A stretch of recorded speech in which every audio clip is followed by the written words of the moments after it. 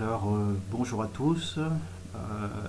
Écoutez, je vous souhaite, j'espère que vous allez tous bien. Depuis plus de 2 mois, je m'appelle Eric.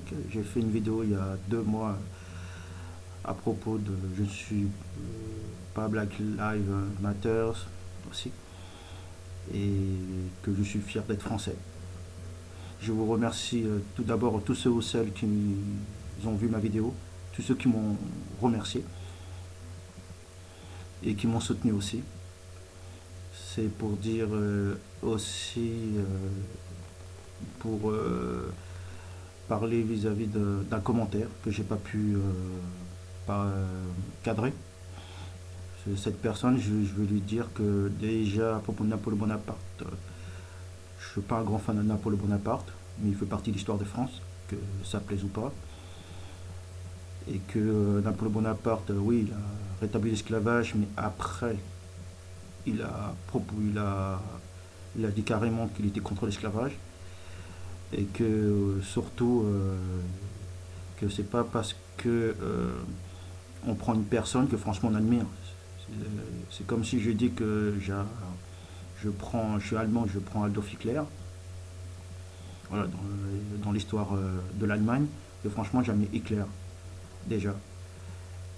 Et que, et que surtout, je vous remercie beaucoup parce que vu que vous m'avez dit euh,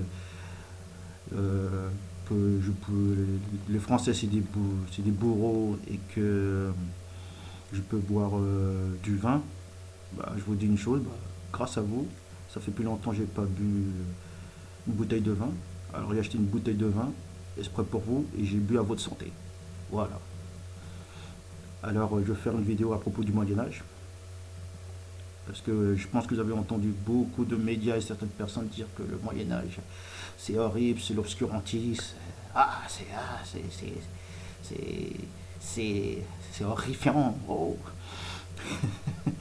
Et alors, je vais vous parler de certaines vérités par rapport au Moyen-Âge, pour dire que si le Moyen-Âge était vraiment aussi sombre, alors il faut m'expliquer que pourquoi il y a eu la construction de Saint-Foy de Coq, ou par exemple les tampons romains de Moissac aussi, ou les cathédrales gothiques d'Amiens, de Beauvais ou les vitraux de Chartres, ou les chants grégoriaux aussi, enfin grégoriens pardon, et que si c'était vraiment des barbares, il faut m'expliquer pourquoi c'est les clercs qui ont fondé au XIIIe siècle les grandes universités européennes, ou pourquoi au Moyen-Âge, si c'était vraiment des barbares, pourquoi on avait autant de respect ou de tendresse ou d'admiration,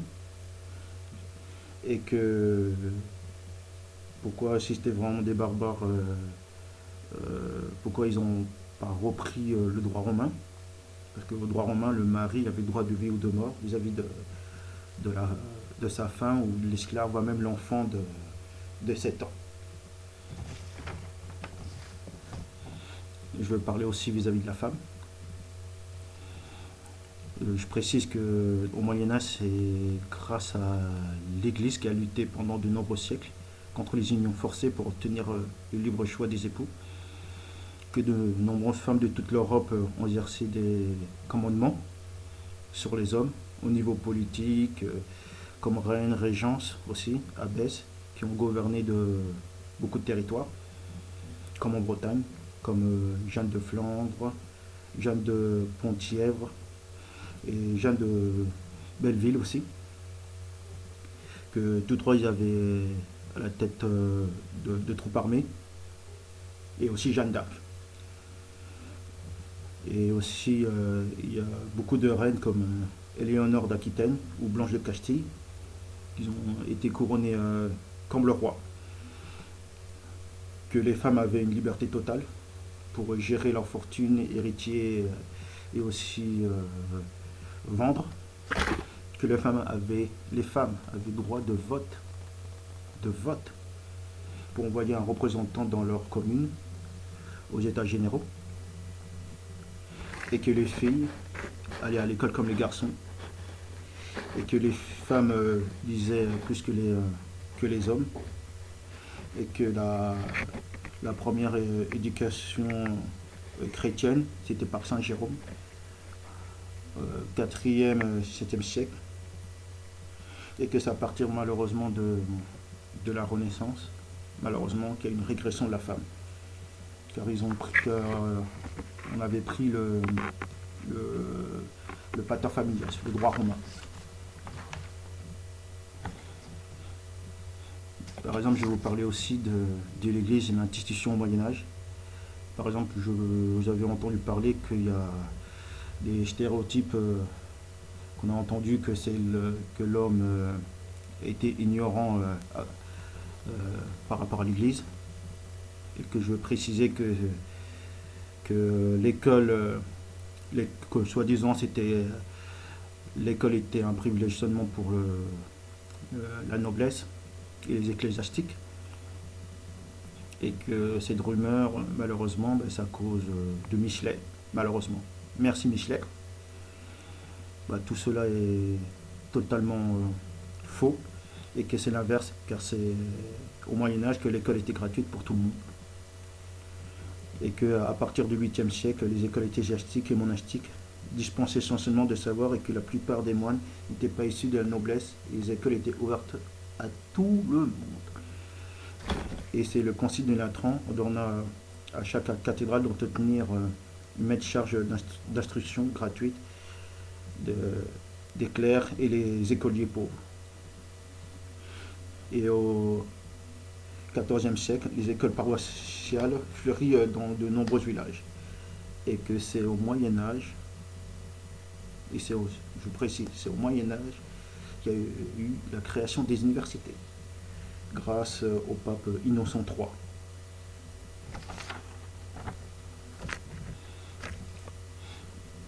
Par exemple, je veux vous parler aussi de la Terre, la rondité de la Terre. Parce que vous avez entendu beaucoup de gens qui ont dit, soi-disant, que c'est au Moyen-Âge qu'on a dit que la Terre était plate. Voilà. Et que l'Église avait chassé les savants. Là-bas, je précise qu'en fait, on savait que la Terre était ronde par les Grecs, par Pythagore ou Aristote aussi. Et qu'au Moyen-Âge, ça n'a jamais été mis en cause. Et que ça a été certifié par Saint-Augustin ou Saint Thomas d'Aquin. Et que l'invention vis-à-vis de la Terre qui était plate, c'était malheureusement par les penseurs modernes, aussi malheureusement. Et qu'au XVe siècle, la ronde terrestre existait déjà avant la découverte de l'Amérique. Et que ce mythe, malheureusement, ça vient du 19e siècle avec l'américain Washington Irving qui inventa la scène par rapport à Christophe Colomb. Et aussi, malheureusement, par Victor Hugo, qui a repris à son tour le mythe de la Terre plate contre l'Église quand il avait fait un discours.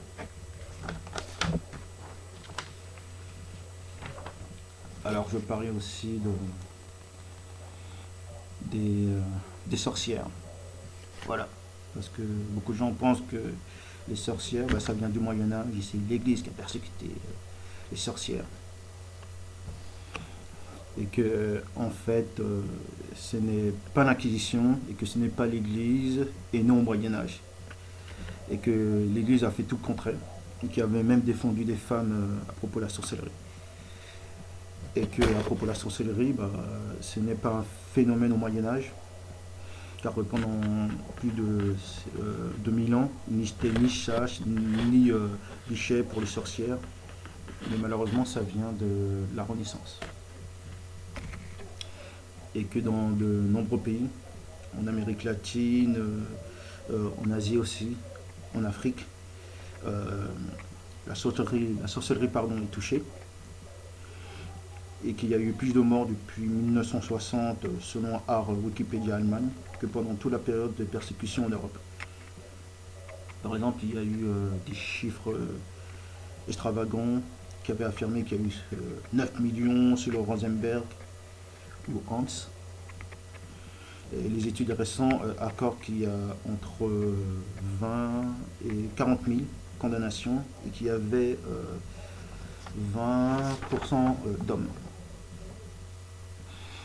Et que, à propos de la sorcellerie, c'est la part de la sorcellerie et la pratique des sorcières existait même avant le christianisme, car le droit romain disait que les sorcières méritaient de mourir, malheureusement, et que c'est au Moyen-Âge que l'enseignement d'Église, grâce au canon Épisopie du concile d'Alex, qui a essayé de faire disparaître peu à peu cette superstition.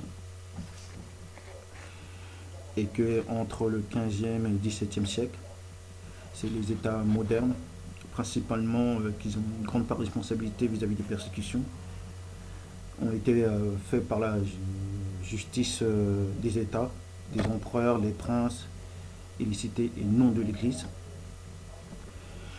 et que ce sont les tribunaux laïcs et non les tribunaux catholiques qui avaient accueilli ces gens-là et qui menaient les sorcières, enfin qui prenaient les personnes et qui menaient les procès. Et ceux qui ont encouragé la chasse aux sorcières sont des membres de l'élite intellectuelle laïque, en fait, de l'époque. Et qu'il y a Koch, Riley, Baycock, Hoskins, Boyle et Jean Baudouin qui demandaient que les femmes soient brûlées aussi lentement que possible. Voilà. Alors pour le Moyen-Âge, c'est fini. Je vais essayer de faire une vidéo dès que je peux, mais par rapport à la laïcité à la française. Vous pouvez vérifier et chercher pour savoir si tout ce que j'ai dit c'est vrai ou pas. Je ne vous demande pas de me croire, mais utilisez votre intelligence pour discerner le vrai et le faux. Je vais essayer d'envoyer des liens pour vous vérifier. Je vais vous montrer aussi un livre. Je ne sais pas si vous voyez. Voilà, les deux patries de Jean Viguerie qui parle de la patrie, la France éternelle, et la deuxième patrie, la patrie révolutionnaire d'idéologie des droits de l'homme. Et aussi un livre que vous pouvez acheter de Régine Pernoud pour en finir avec le Moyen-Âge. Voilà. Bah, écoutez, je vous remercie de m'avoir écouté. Si vous avez aimé, tapez sur le pouce haut comme ça. Je vous souhaite une bonne fin de journée. Prenez soin de bien vous aussi par rapport à ce qui se passe en ce moment. Parce que c'est des temps difficiles avec le confinement pour beaucoup de gens. Car je connais beaucoup de gens qui sont en dépression, malheureusement, et qui ont perdu leur emploi. Et prenez soin de votre famille aussi, c'est super important. Et je vous souhaite à très bientôt.